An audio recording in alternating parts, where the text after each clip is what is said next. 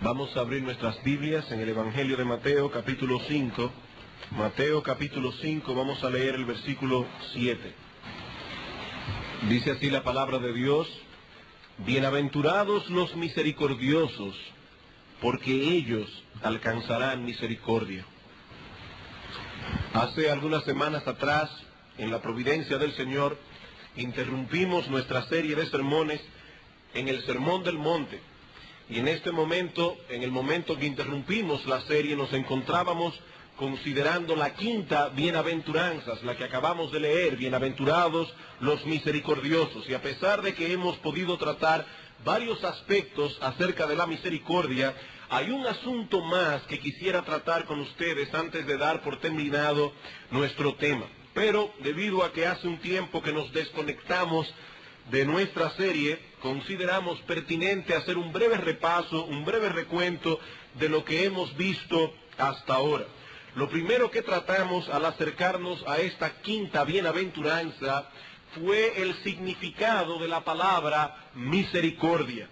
Y dijimos en aquella ocasión que esta virtud no es otra cosa que acción movida por la compasión. No se trata simplemente de un sentimiento de pena por el que sufre, sino más bien de un deseo genuino de aliviar de algún modo el sufrimiento del que sufre. Cuando Dios vio al hombre en su miseria, no se limitó a decir: me da mucha pena la condición en que el hombre está. La Biblia dice que Dios es rico en misericordia, y que por su gran amor con que nos amó, aun estando nosotros muertos en pecado, nos dio vida juntamente con Cristo. Así que la misericordia no es mera compasión, es una compasión que mueve a la acción.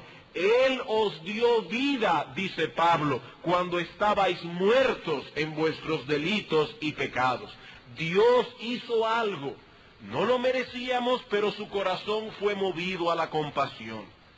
Alguien podría preguntar en esta mañana: ¿pero cómo puedo yo, que pertenezco a una raza caída, que vine al mundo con una naturaleza tan egoísta, experimentar tal identificación con el dolor de los demás? Bueno, esta pregunta nos llevó a nuestro segundo punto: ¿cuál es la raíz o la fuente de la misericordia?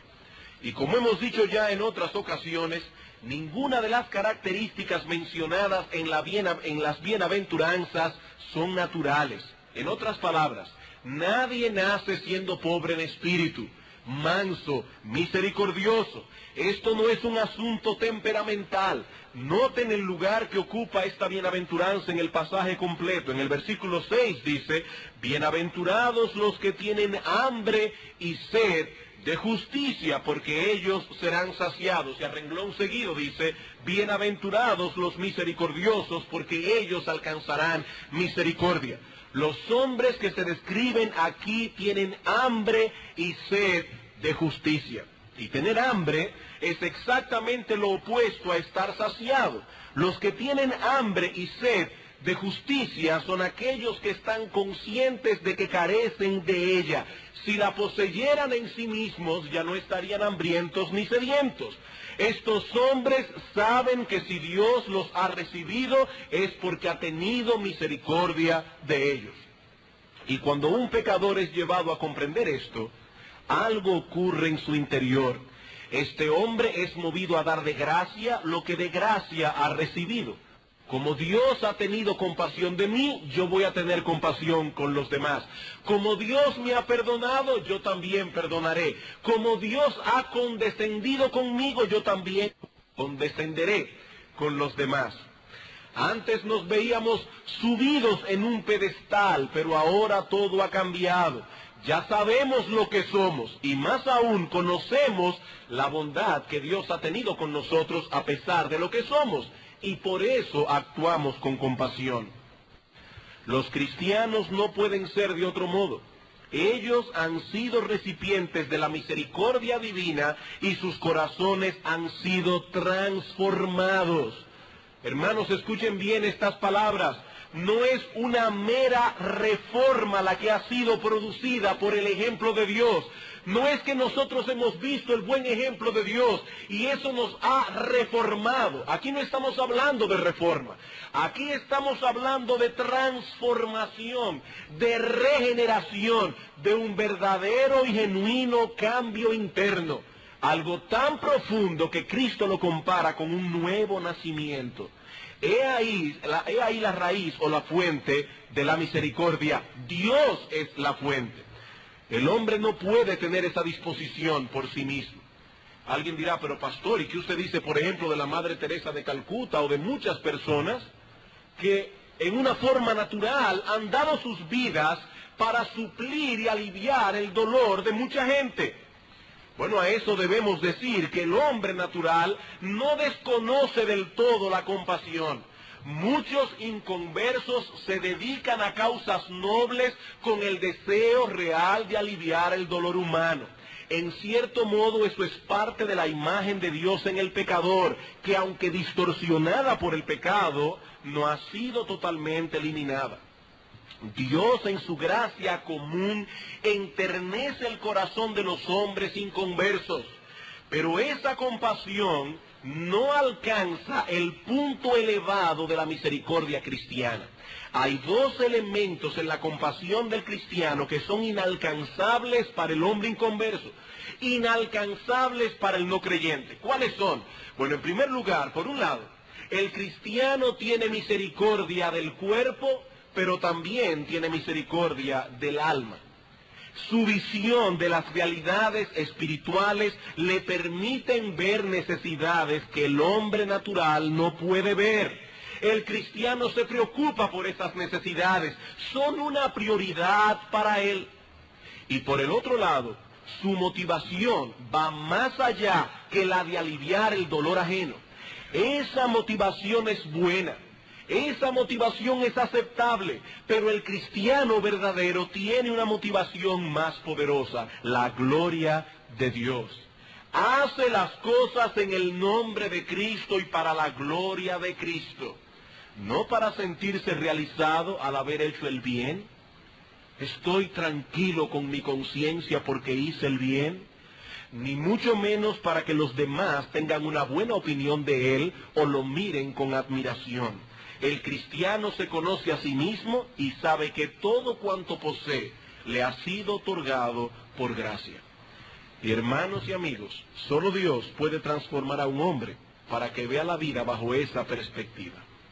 La misericordia entonces solo puede ser producida por Dios en nuestros corazones. Él es la fuente de donde emana esa gracia. Los otros dos puntos que tratamos en los sermones anteriores fueron los siguientes. En tercer lugar, los frutos que evidencian un corazón misericordioso. Y en cuarto lugar, 7 razones persuasivas para hacer misericordia. Hasta aquí todo lo que hemos visto en los 3 sermones anteriores acerca de esta bienaventuranza. Veremos ahora un último principio, un último aspecto antes de dar por terminado el estudio de este tema. Y es este. Reglas que deben gobernarnos al hacer misericordia. ¿Qué es lo que veremos en esta mañana? 5 reglas que deben gobernarnos a la hora de hacer misericordia. Pero antes de considerar esto, yo quisiera salirle al frente a una objeción que puede surgir en algunos al escuchar este encabezado. Y la objeción es esta. Pero pastor, ¿y realmente necesitamos reglas que regulen nuestra compasión? Esto es el colmo. No basta con tener buenas intenciones y un sincero deseo de ayudar al necesitado. No basta. No basta. Los cristianos deben mostrar en todo la profesión de nuestra fe, de modo que hasta para hacer el bien, hasta para amar, debemos hacerlo con sabiduría. El apóstol Pablo ora por los cristianos en Filipos y pide que el amor de estos hermanos entre sí abunde aún más y más en ciencia y en todo conocimiento. ¿Para qué? Para que ellos aprueben lo mejor. Para que ellos aprueben lo mejor. Hermanos, amigos, no bastan las buenas intenciones. El infierno está lleno, repleto de gente bien intencionada. El apóstol Pablo dice, yo oro por vosotros, filipenses, para que vuestro amor abunde, sí, pero que también tengáis conocimiento, para que puedan aprobar lo mejor. ¿Qué quiere decir todo esto? Que ni siquiera para hacer misericordia debemos ser sabios en nuestra propia opinión. ¿Saben por qué? Porque si lo hacemos en nuestra propia opinión, podremos cometer el error del que Pablo habla en una de sus cartas, nuestro bien será vituperado. Y queriendo hacer un bien, haremos un mal. Como dice un dicho, queriendo hacer una gracia, podemos hacer una moriqueta. Y debemos tener cuidado con eso. Dios nos dice en su palabra lo que debemos hacer y cómo debemos hacerlo. Y el creyente debe esforzarse, no solo por obedecer a Dios, sino por hacerlo a la manera de Dios. Las dos cosas. ¿Cuáles son esos principios que deben regular nuestras obras de misericordia? 5 principios. En primer lugar, nuestras obras de misericordia deben ser hechas voluntariamente. Voluntariamente. Segunda a los Corintios capítulo 8. Segunda a los Corintios capítulo 8, versículos 8 al 12. El apóstol está hablando aquí de una ofrenda que los hermanos de Corinto habrían de enviar. Dice aquí en el versículo 8, no hablo como quien manda, sino para poner a prueba por medio de la diligencia de otros, también la sinceridad del amor vuestro. Porque ya conocéis la gracia de nuestro Señor Jesucristo, que por amor a vosotros se hizo pobre siendo rico, para que vosotros con su pobreza fueseis enriquecidos.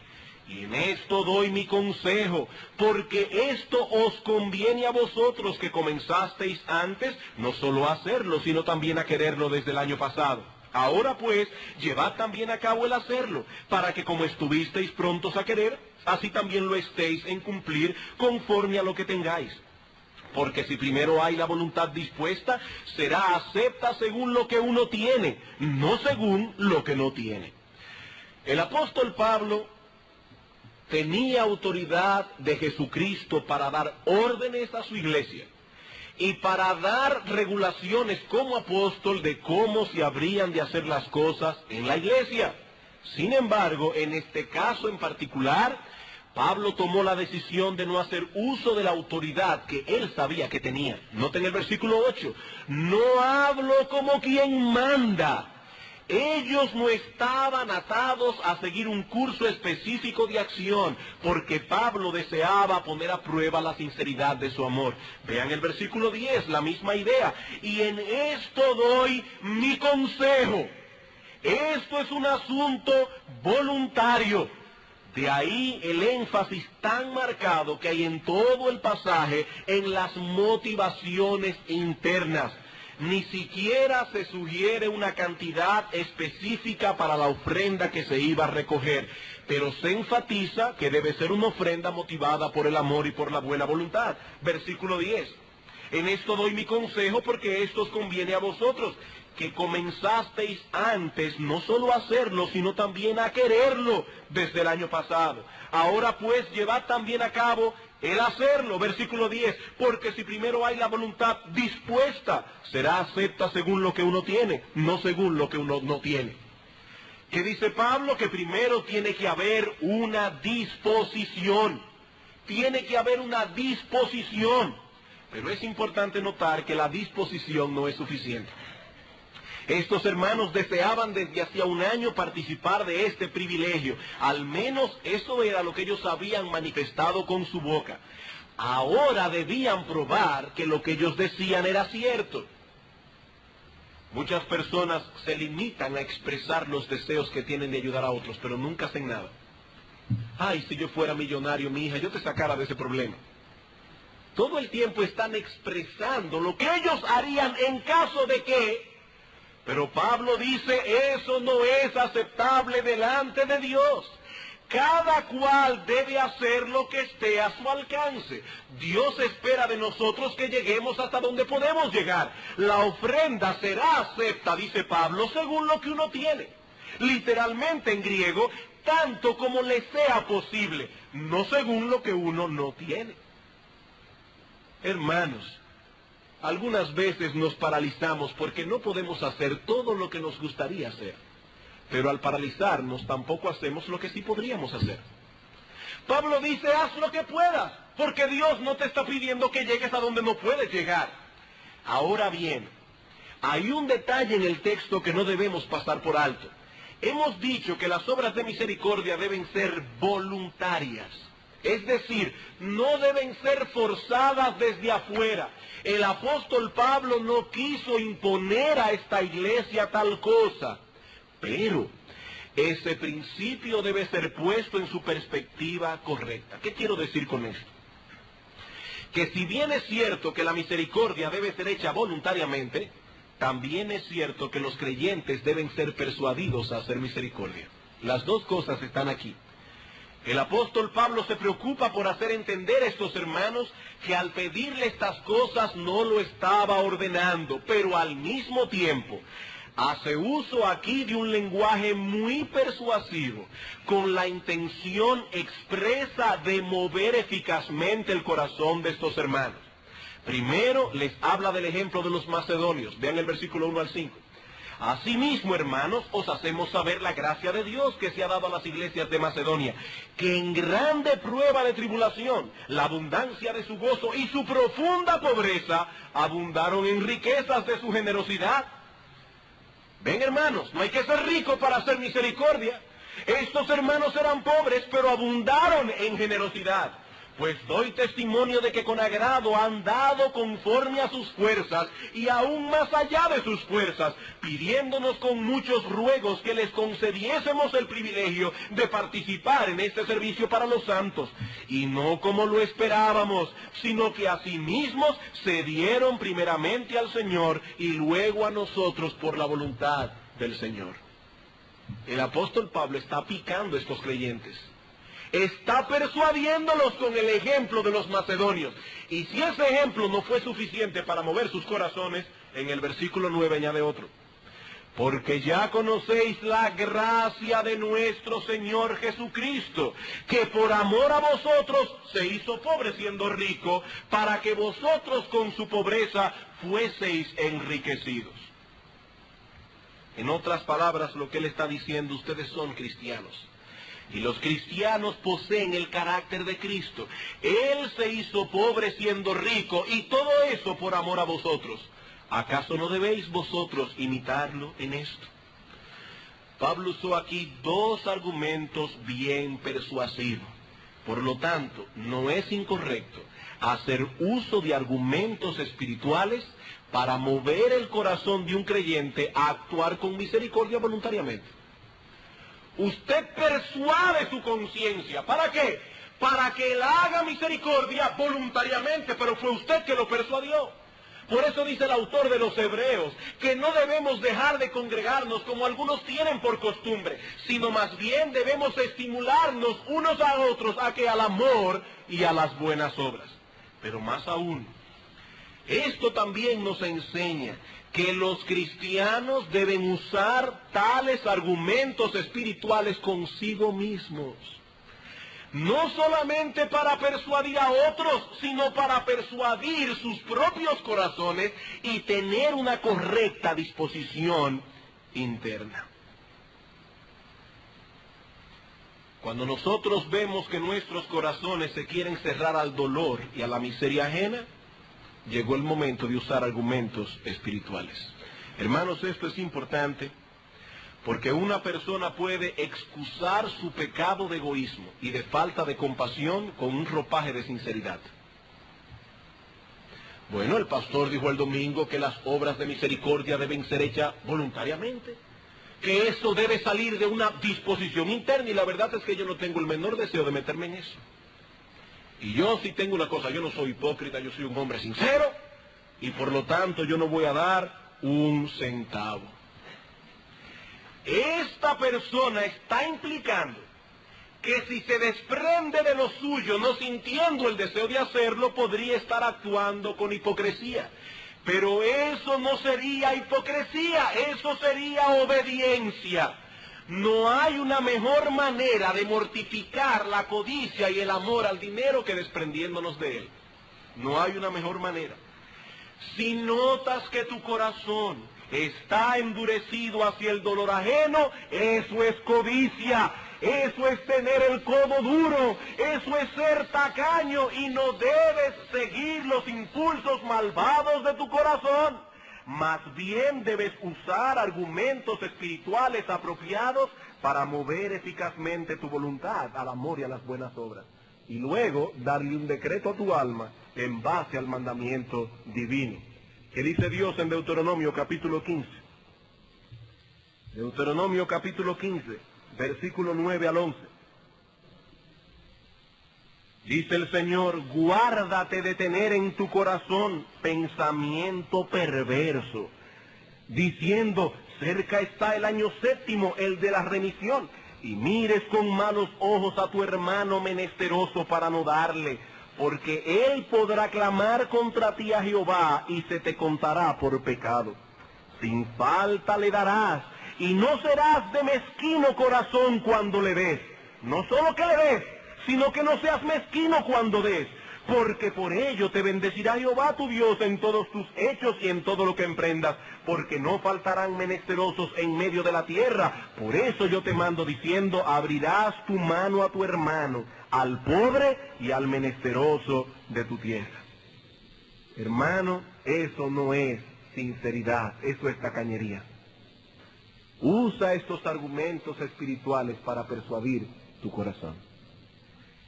¿Cuál es entonces el primer principio que debemos tomar en cuenta? Que al hacer misericordia, estas deben ser hechas voluntariamente. En segundo lugar, que al hacer misericordia, debemos usar lo nuestro, no disponer de lo del otro. Que al hacer misericordia, debemos hacerlo con lo nuestro, no disponer lo del otro.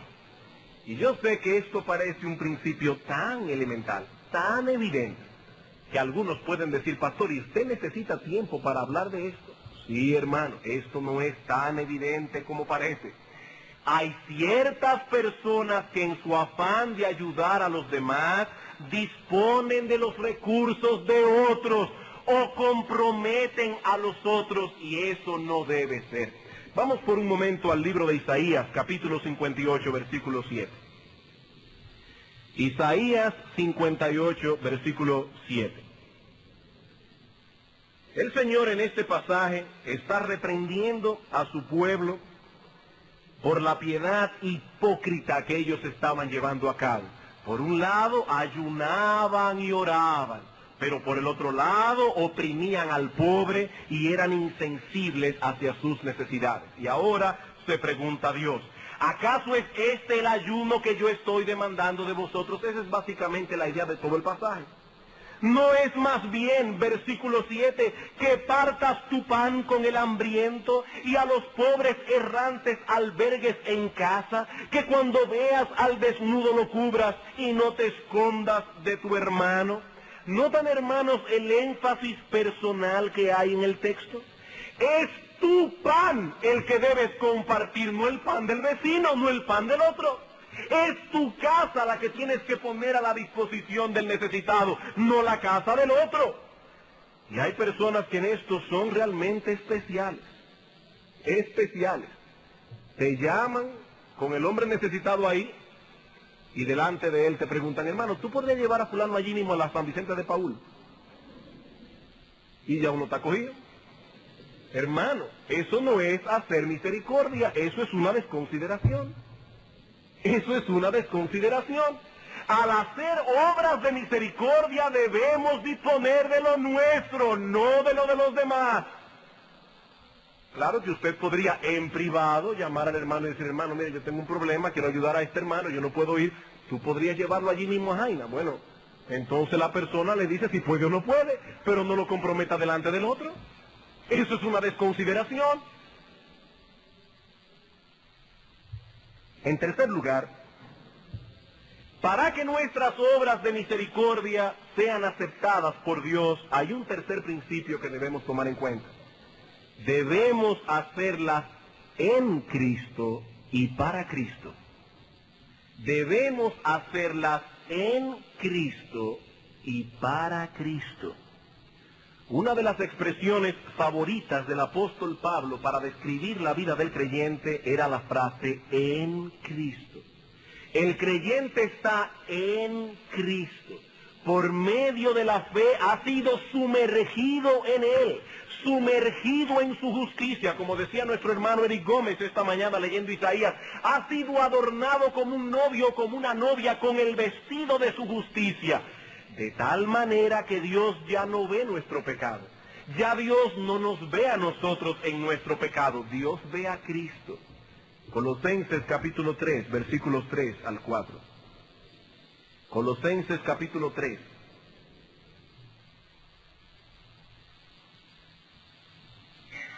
Versículos 3 al 4. Dice el apóstol Pablo. Porque habéis muerto. Ya no vivís vosotros. Y vuestra vida está escondida con Cristo en Dios. Cuando Cristo, quien es vuestra vida, se manifieste, entonces vosotros también seréis manifestados con Él en gloria. Vuestra vida, creyentes de Colosas, está escondida con Cristo en Dios. Eso realmente es un misterio, pero es real. Y esto afecta profundamente nuestra posición delante de Dios. Dios nos acepta porque tenemos en nuestra cuenta celestial la justicia de Cristo y Él nunca pecó. Por medio de la fe su justicia es traspasada al pecador, como dice el apóstol Pablo. A aquel que no conoció pecado, por nosotros Dios lo hizo pecado para que nosotros fuésemos hechos justicia de Dios en Él. Y es por esa misma razón que nuestras buenas obras son aceptadas por Dios. ¿Cuál es la razón? Que las obras del creyente son hechas en Cristo. Al estar sumergidos en Él, cuando los creyentes actúan, es como si Cristo estuviese actuando. Amigo mío que estás aquí en esta mañana, si has estado confiando en tus buenas obras, como si éstas fuesen a procurarte algún mérito delante de Dios, debes saber esto. Escucha, abre los oídos, debes saber esto, que Dios únicamente acepta a plenitud lo que hace su Hijo Jesucristo. Eso es lo único que Dios acepta. Cuando Cristo fue bautizado por Juan el Bautista, nos dicen los evangelios que se oyó una voz de los cielos que decía: este es mi Hijo amado en quien tengo complacencia. Mateo 3, 17. Y lo mismo ocurrió en el monte de la transfiguración. Este es mi Hijo amado, en Él y solo en Él yo tengo complacencia. Dios únicamente se complace a plenitud en su Hijo. Por eso el mismo Cristo dijo en una ocasión a sus discípulos que separados de Él nada podían hacer.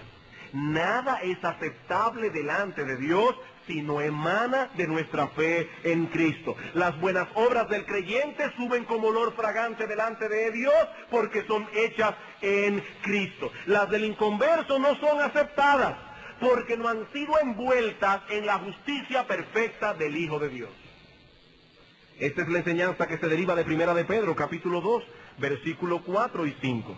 Dice el apóstol, versículo 5, vosotros también como piedras vivas, sed edificados como casa espiritual y sacerdocio santo. ¿Para qué? Para ofrecer sacrificios espirituales, y noten ahora, aceptables a Dios por medio de Jesucristo. ¿Por qué son aceptables nuestros sacrificios espirituales? Porque a través de Jesucristo son purificados. Y eso es un gran consuelo para nosotros los cristianos, que muchas veces cuando hacemos algo para Dios nos preguntamos, ¿pero yo hice todo lo que pude? ¿No habrá habido algo de orgullo ahí? ¿No habrá habido algo de pecado? Probablemente sí. Hasta en nuestras buenas obras van manchadas con el pecado, pero Cristo las purifica con su sangre.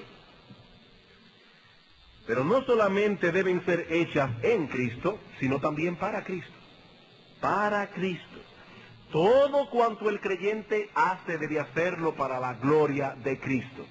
Y eso significa, en un sentido práctico, que debemos hacerlo, hermanos, para mostrar al mundo el poder que tiene Cristo de transformar a un egoísta en un hombre misericordioso y compasivo. He ahí nuestra motivación.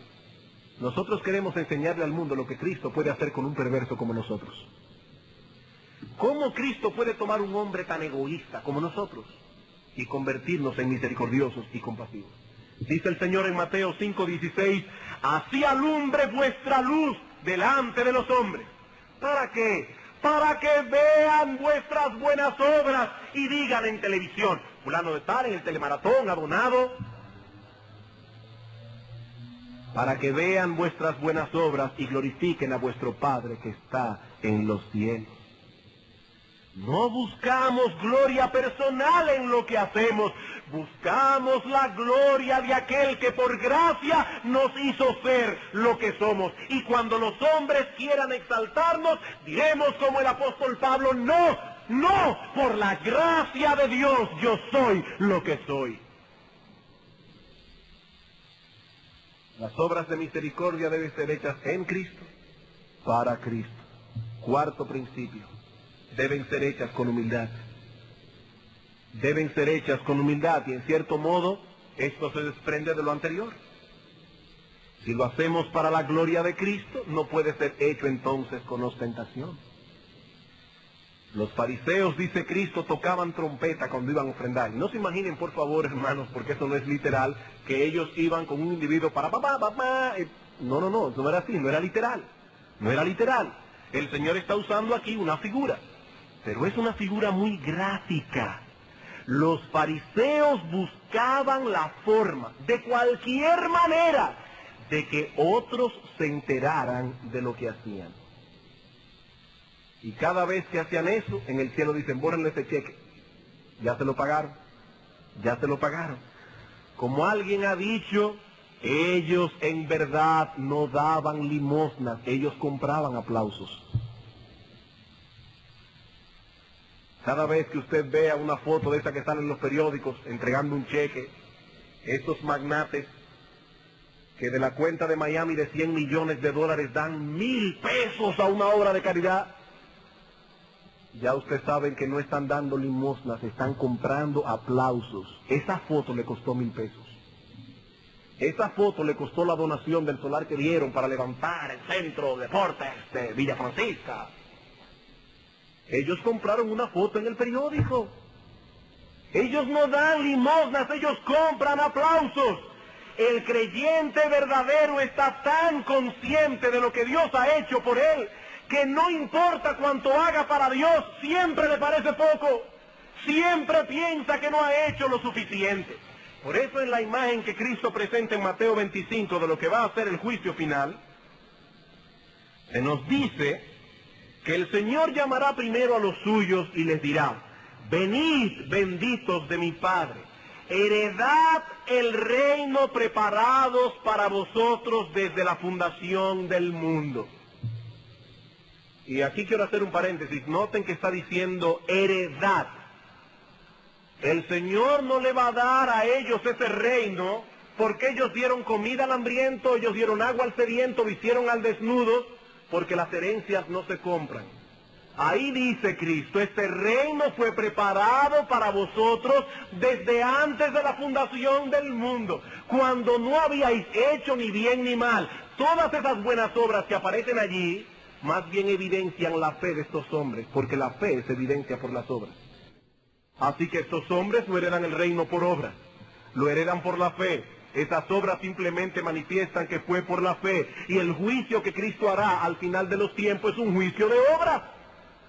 Es un juicio de obras, porque es la única manera que podremos saber quiénes tenían fe y quiénes no la tenían. Por eso el Señor inmediatamente comienza a desglosar las evidencias de que estos hombres y mujeres tenían una fe genuina. Versículo 35 al 36, porque tuve hambre y me disteis de comer, tuve sed y me disteis de beber, fui forastero y me recogisteis, etcétera, etcétera. Hermanos, ¿cuál será la respuesta de los creyentes? ¿Cuál será? ¿Qué es eso, Señor, que tú no sabes nada? No. La respuesta de estos creyentes, porque son creyentes, será, Señor, ¿y cuándo te vimos hambriento y te dimos de comer? ¿Y cuándo fue que te dimos sediento y te dimos de beber? Ellos no hacían esas cosas con ostentación. Ni siquiera se dieron cuenta de lo que habían hecho. Como dice Thomas Watson, mientras levantaban al pobre del polvo, ellos permanecían en el polvo. ¿Qué dice el apóstol Pablo? Que tú tienes que no hayas recibido. Y si lo recibiste porque te glorías como si lo hubieras recibido, todos los bienes que tienes proceden de Él. Y la disposición que tuviste de darlo también procedía de Él. ¿Y por qué te glorías entonces como si eso hubiese salido de tu buen corazón? Como dice Pablo en Romanos capítulo 11, versículo 36, de Él, por Él y para Él son todas las cosas. ¿A qué conclusión debemos llegar entonces? A Él sea la gloria. A Él sea la gloria por los siglos. Amén.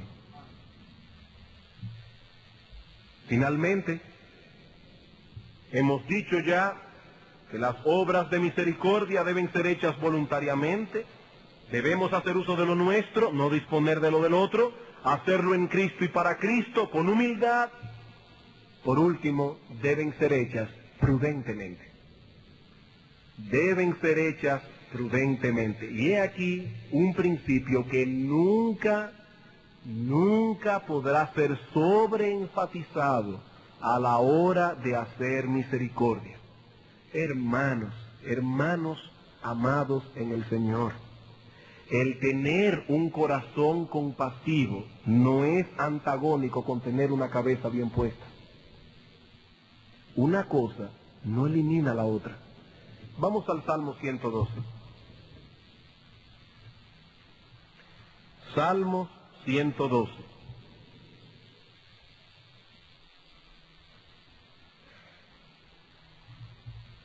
Versículos 1 al 3 y luego leeremos el versículo 5. Bienaventurado el hombre que teme a Jehová y en sus mandamientos se deleita en gran manera. Su descendencia será poderosa en la tierra, la generación de los rectos será bendita. Bienes y riquezas hay en su casa. Ahí no dice bienes y riquezas había, pero él lo tiró todo para arriba como San Francisco de Asís. No, todavía hay. Y su justicia permanece para siempre.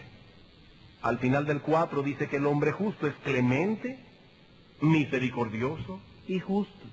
El hombre de bien tiene misericordia y presta, pero noten, gobierna sus asuntos con juicio, gobierna sus asuntos con prudencia. Este hombre es clemente y misericordioso, pero eso no le impide gobernar sus asuntos con una buena cabeza. Y algunas personas tienen problemas a la hora de balancear estos conceptos. Pero repito, una cosa no quita la otra. Y pocos ejemplos pueden ser más esclarecedores para ilustrar este punto que lo que vemos en la vida de José en Génesis 41 y en Génesis 47. Vamos por un momento allí, que la mayoría aquí conoce los pormenores de la vida de José. Así que vamos a brincar un gran pedazo y vamos a ubicarnos directamente en el momento en que José es llevado al faraón para interpretar aquel sueño de las 7 vacas gordas que fueron comidas por las 7 vacas flacas y las espigas menudas y marchitas que devoraban las espigas hermosas. Dice la Escritura que Dios reveló a Faraón por medio de José que vendrían 7 años de mucha prosperidad y abundancia, pero seguido inmediatamente por 7 años de hambre, de mucha hambre. Pero José no se limitó a interpretar el sueño a Faraón, sino que como buen pastor él aplicó su enseñanza.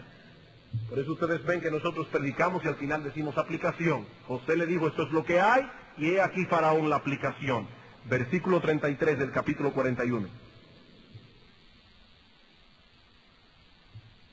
Por tanto, la aplicación viene ahí.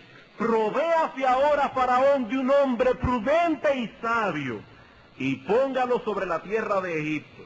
Haga esto Faraón, y ponga gobernadores sobre el país, y quinte la tierra de Egipto en los 7 años de la abundancia, y junten toda la provisión de estos buenos años que vienen, y recojan el trigo bajo la mano de Faraón para mantenimiento de las ciudades, y guárdenlo. Ya aquí comenzó José a manifestar sus cualidades de buen administrador. Y Faraón vio que seguramente no había ninguno mejor que él para llevar a cabo su propio consejo. Así que de una vez vino el nombramiento. José vino a ser segundo de Egipto. Y tal como José lo había predicho, rápidamente llegaron los 7 años de abundancia. Versículo 47. En aquellos 7 años de abundancia la tierra produjo a montones. Y él reunió todo el alimento de los 7 años de abundancia que hubo en la tierra de Egipto y guardó alimento en las ciudades, poniendo en cada ciudad el alimento del campo de sus alrededores. Recogió José trigo como la arena del mar, mucho en extremo, hasta no poderse contar, porque no tenía número. E inmediatamente después vinieron los 7 años de hambre, versículo 53. Así se cumplieron los 7 años de abundancia que hubo en la tierra de Egipto y comenzaron a venir los 7 años del hambre como José había dicho. Y hubo hambre en todos los países, mas en toda la tierra de Egipto había pan. Cuando se sintió el hambre en toda la tierra de Egipto, el pueblo clamó a Faraón por pan. Y dijo Faraón a todos los egipcios, id a José y haced lo que él os dijere. Hermanos, pongámonos por un momento en el lugar de José. Toda la tierra de Egipto y sus alrededores comenzarían a pasar por una hambruna terrible y solo el gobierno tenía alimentos. Y José es que está encargado de administrarlo. Pregunta, ¿debía José crear un fondo de beneficencia y alimentar al pueblo gratuitamente o a precios muy bajos? ¿Qué debía hacer José? Bueno, veamos lo que hizo, versículos 56 y 57. Y el hambre estaba por toda la extensión del país. Entonces abrió José todo granero donde había y vendía a los egipcios, porque había crecido. De 7 años había guardado en los silos de Egipto. Y de toda la tierra venían a Egipto para comprar de José, porque por toda la tierra había crecido el hambre. En este punto de la historia, Moisés interrumpe su relato para introducir la historia de la llegada de los hermanos de José a Egipto en busca de alimento, etc. Pero a partir del capítulo 47, versículo 13, tenemos la continuación de la historia. Vamos allí, por favor. Génesis capítulo 47, versículo 13 en adelante, hasta el 20. No había pan en toda la tierra de Egipto, y el hambre era muy grave, por lo que desfalleció de hambre la tierra de Egipto y la tierra de Canaán.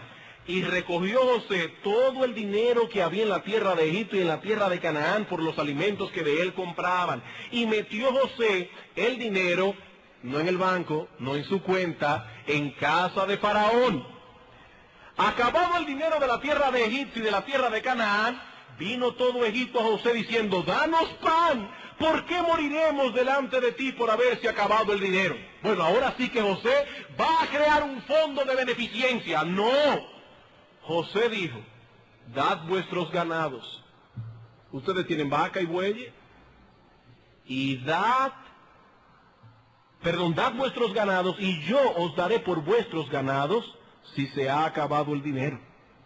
Y ellos trajeron sus ganados a José, y José les dio alimentos por caballos, y por el ganado de las ovejas, y por el ganado de las vacas, y por asnos, y les sustentó de pan por todos sus ganados aquel año. Acabado aquel año, vinieron a él el segundo año.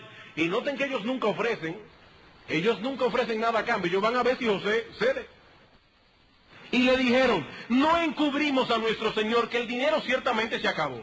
También el ganado es ya de nuestro señor. Nada ha quedado delante de nuestro señor, sino nuestros cuerpos y nuestra tierra. Y ahora me imagino casi tocando violín para enternecer el corazón de José. ¿Por qué moriremos delante de tus ojos? Así nosotros como nuestra tierra.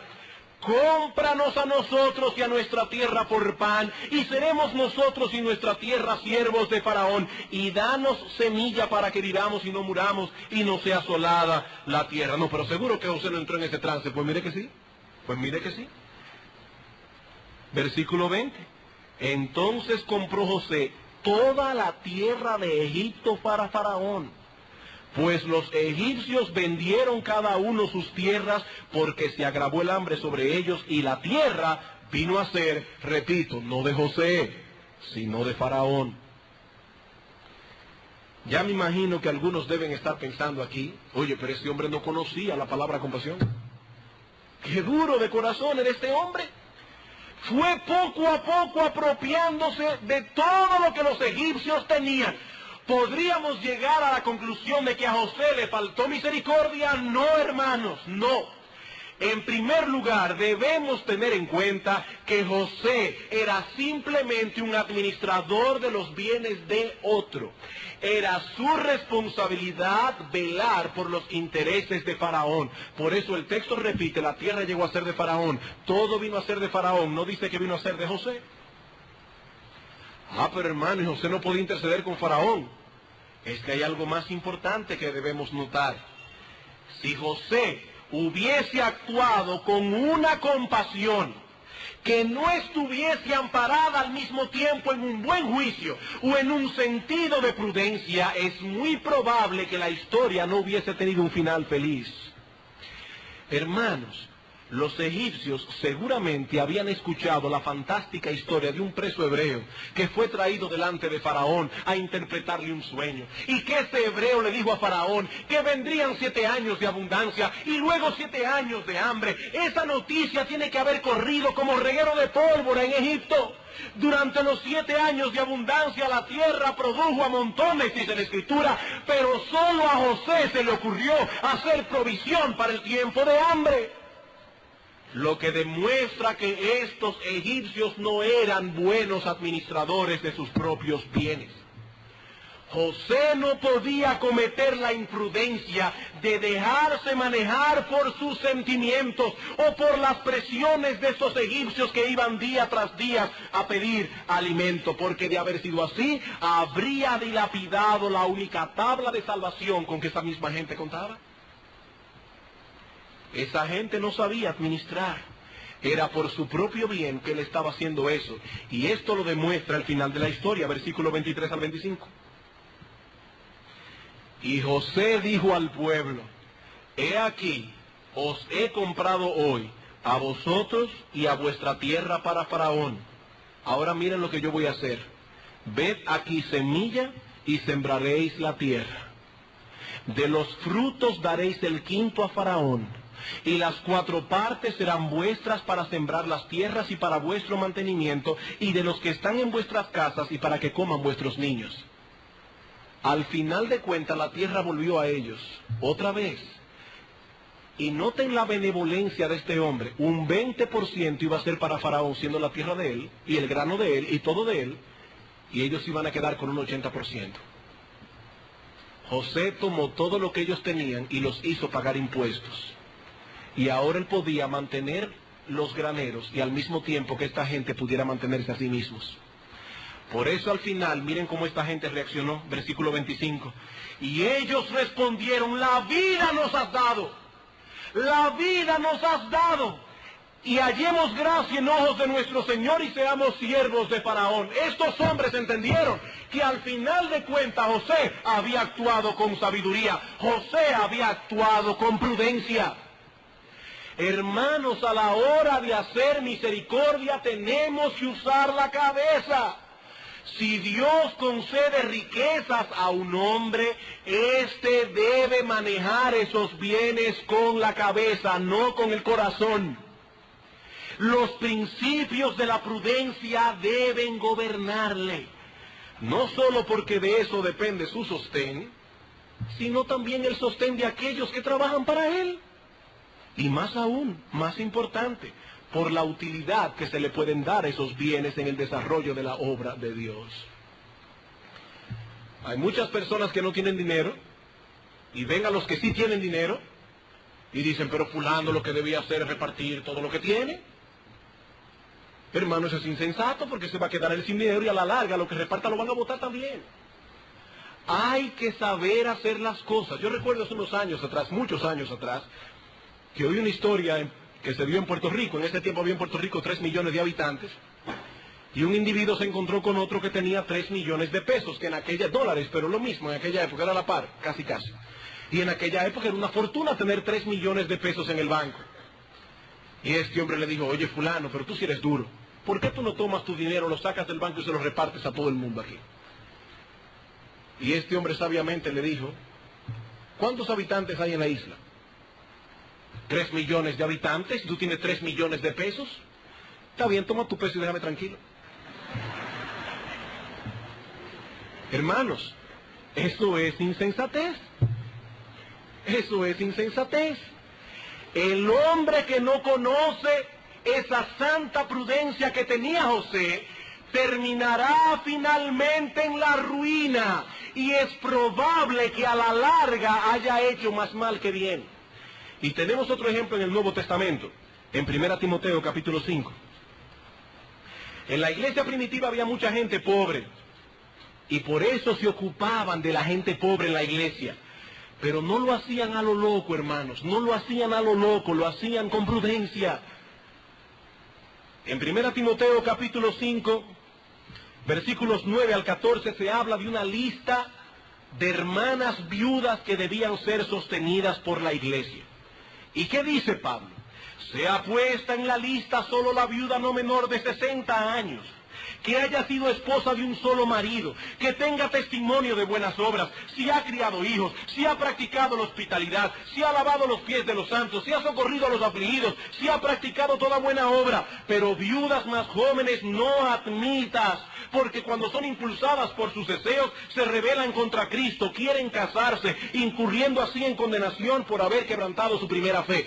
¿Era malo que se casaran? No, pero aparentemente estas viudas dijeron a la iglesia, manténgame, y yo me voy a quedar viuda para el resto de mis días para servir a la iglesia. ¡Ay, qué bueno! Tomaban estas mujeres, pero después querían casarse y violaban su promesa. ¿Qué dice Pablo? Versículo 13. Y también aprenden a ser ociosas andando de casa en casa, y no solamente ociosas, sino también chismosas y entremetidas haciendo lo que no debieran. ¿Cuál es la orden? Quiero pues que las viudas jóvenes se casen, críen hijos, gobiernen su casa, que no den al adversario ninguna ocasión de maledicencia. Hermanos, aquí hay un gran principio envuelto. Cuando alguien nos pide ayuda, ¿qué debemos hacer? Debemos sentarnos con él a ver si esa persona tiene otra opción. Ponerlo a pensar, ayudarlo a ver si él puede producir con sus propios medios lo que necesita. Eso es lo que Pablo está diciendo aquí. Hermanos, hay que hacerlo con prudencia. Hay personas que dicen, pero hasta para hacer el bien esta gente son tan burocráticos. No, hermanos, es el dinero del Señor. Y el dinero del Señor hay que usarlo con prudencia. Hay que usarlo con sabiduría. Permítame poner un ejemplo que está más cerca de nosotros. A veces cuando vamos por la calle en el carro nos encontramos en las esquinas hombres jóvenes, sanos, saludables, fuertes, pidiendo limosnas. Pidiendo limosnas.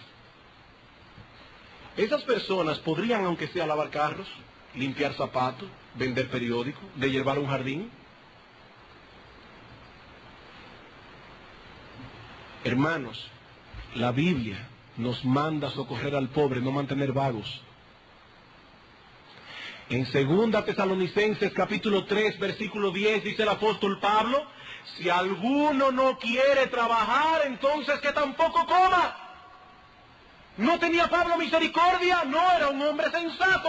Salomón en Proverbios 3:27 dice, no te niegues a hacer el bien a quien es debido. A quien es debido cuando tuvieres poder para hacerlo. Pero pastor, ¿y cómo yo puedo saber a quién es debido darle y a quién no? Bueno, la primera implicación de este texto es que no debemos actuar por sentimentalismos, sin pensar. La obediencia a este mandato implica el uso de nuestra cabeza. Tiene que ponernos a pensar para llegar a concluir a quién es debido darle. Así que lo primero es, no actúes por impulsos, actúa por principios. ¿Y cuáles son esos principios que debemos tomar en cuenta? Bueno, hay un principio muy simple, que puede ayudarnos en la mayoría de los casos. Digo en la mayoría porque reconozco que hay situaciones a veces que son muy peculiares. Pero he aquí una regla que puede sernos útil en muchas ocasiones.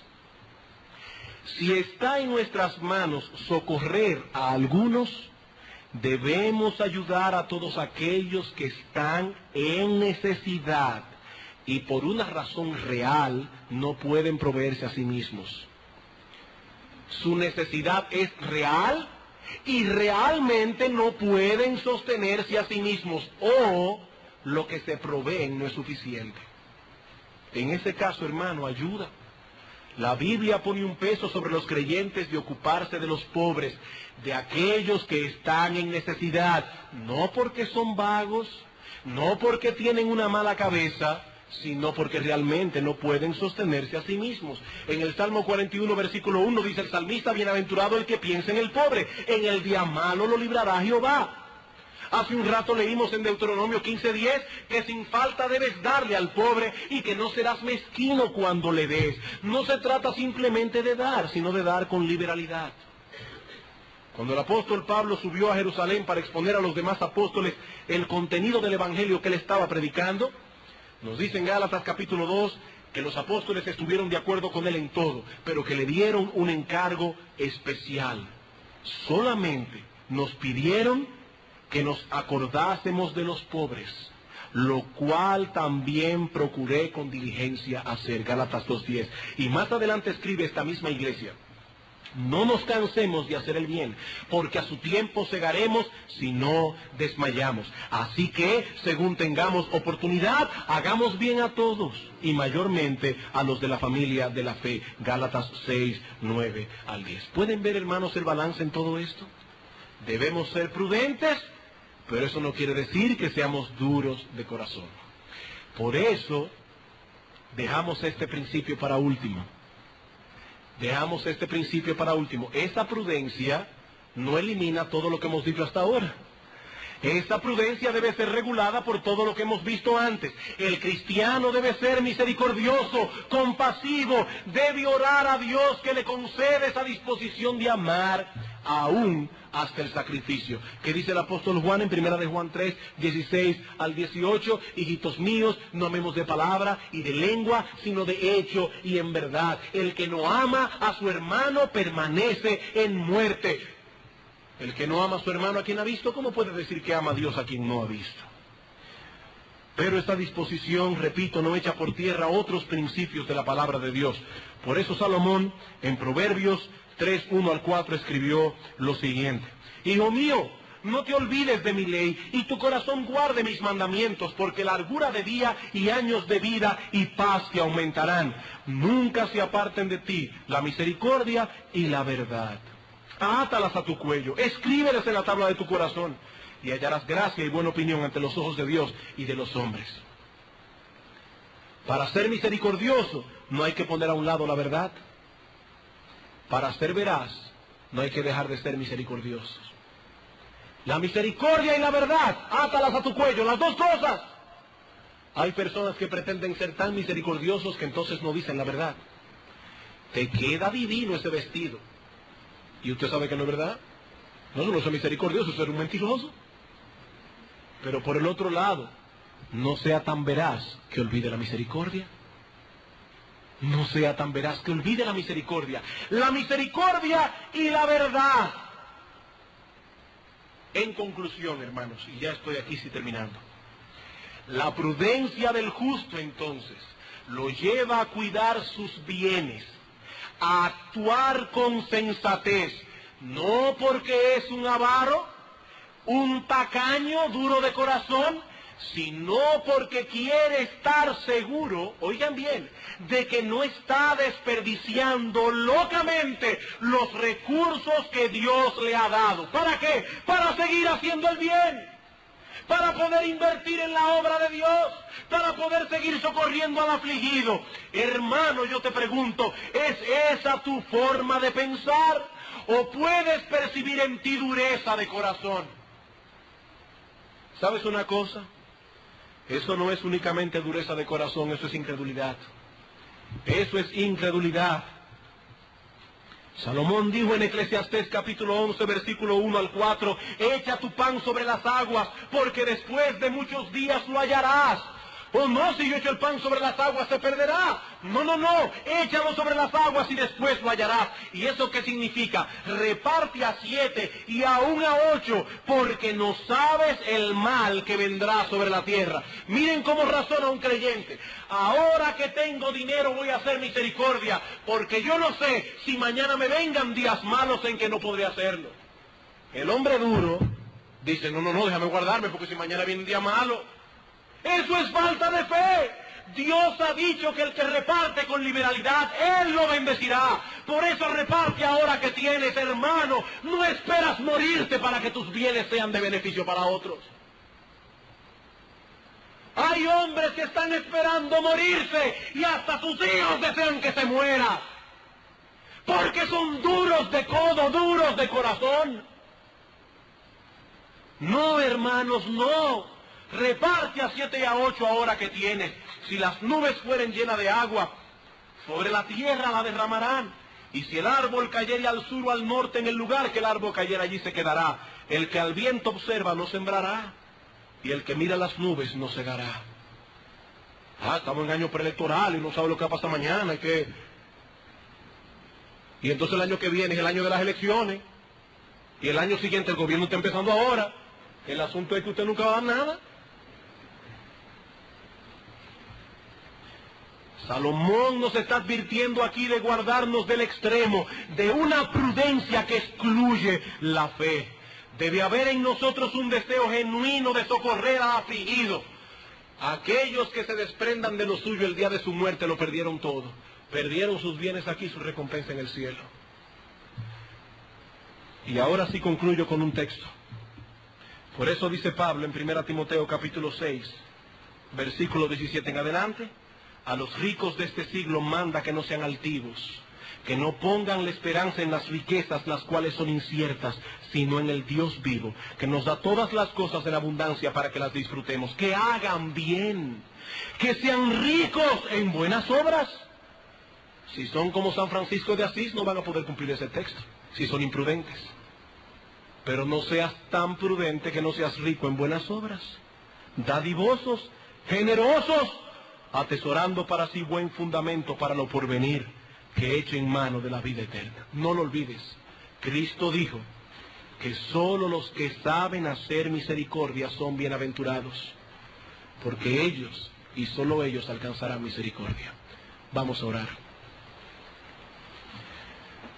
Padre que estás en los cielos, con razón dice el apóstol que tu palabra es una antorcha que alumbra el lugar oscuro. Y el salmista que la exposición de tus palabras alumbra. Aún a los simples los hace entender. Gracias, oh Padre, porque tú no solamente te limitas a darnos el mandamiento, sino que aún nos dices cómo debemos llevarlo a cabo. Padre, ayúdanos, porque vemos tanto egoísmo en nuestro corazón, tanta avaricia, tanta incredulidad. Danos una disposición misericordiosa, que no esté exenta de un espíritu prudente. Ayúdanos, oh Señor, a ser balanceados en esto.